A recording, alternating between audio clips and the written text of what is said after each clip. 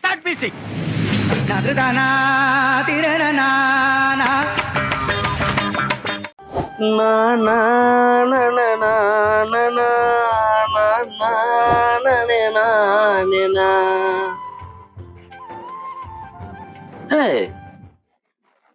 இந்த படம் நல்லா இருக்கியா? ஆனா இது நான் எடுத்து கொடுக்கல. என்னது? யார் உங்க அம்மா எடுத்து கொடுத்தாங்களா?